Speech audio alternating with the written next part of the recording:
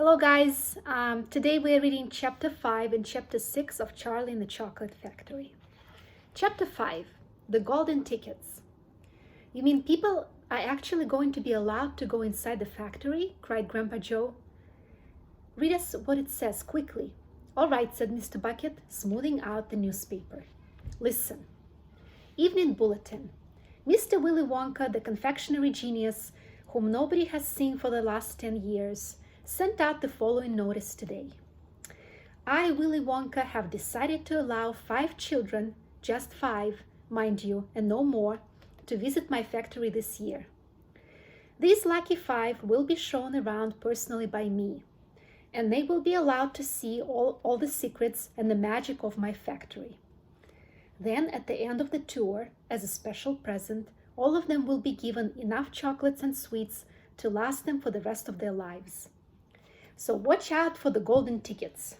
5 golden tickets have been printed on golden paper, and these 5 golden tickets have been hidden underneath the ordinary wrapping paper of 5 ordinary bars of chocolate.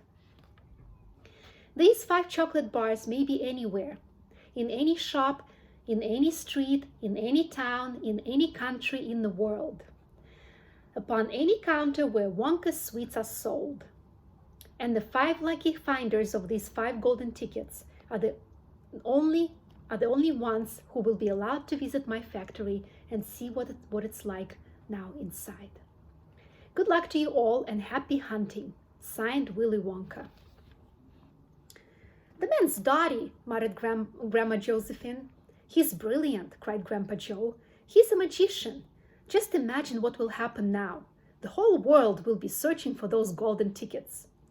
Everyone will be buying Wonka's chocolate bars in the hope of finding one. He'll sell more than ever before. Oh, how exciting it would be to find one.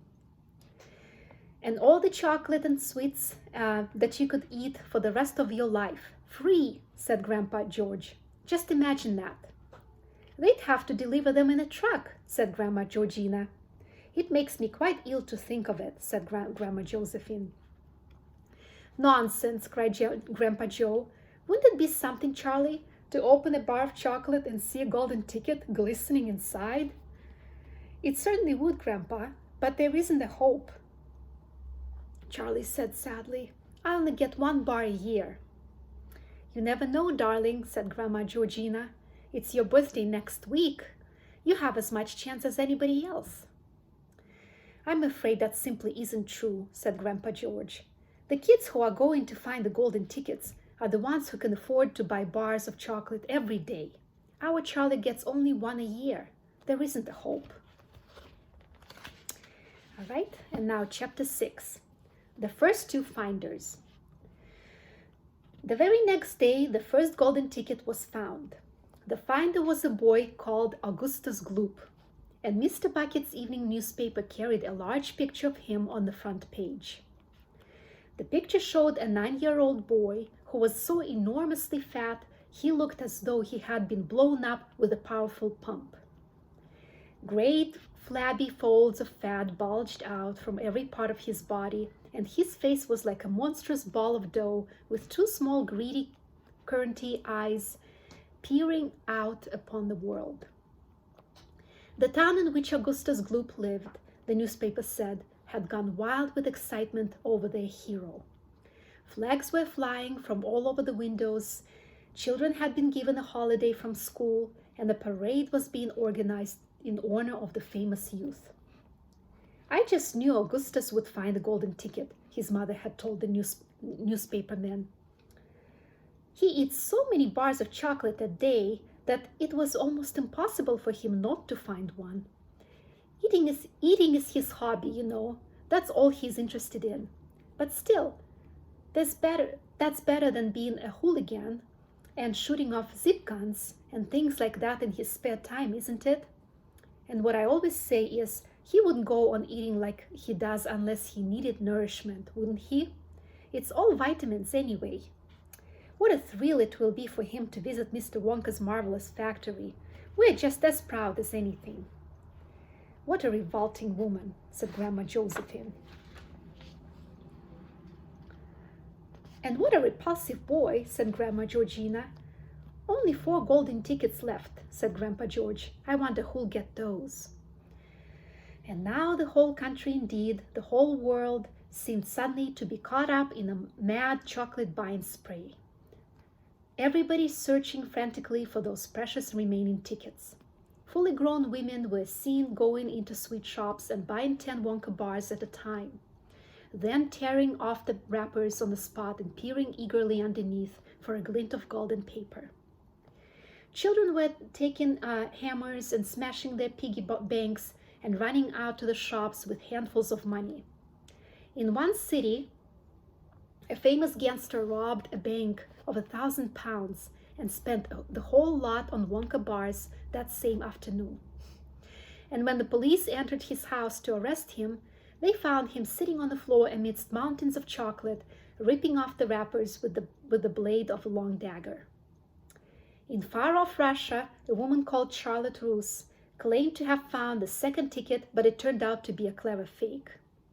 The famous English scientist, Professor Foulbody, invented a machine which would tell you at once, without opening the wrapper of a bar of chocolate, whether or not there was a golden ticket hidden underneath it.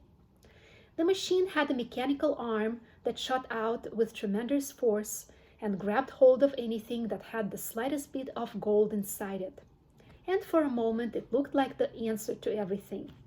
But unfortunately, when the professor was showing off the machine to the public at the sweet counter of a large department store, the mechanical arm shot out and made the grab for the gold filling in the back tooth of a duchess who was standing nearby. There was an ugly scene, and the machine was smashed by the crowd. Suddenly, on the day before Charlie Bucket's birthday, the newspapers announced that the second golden ticket had been found. The lucky person was a small girl called Veruca Salt, who lived with her rich parents in the great city far away.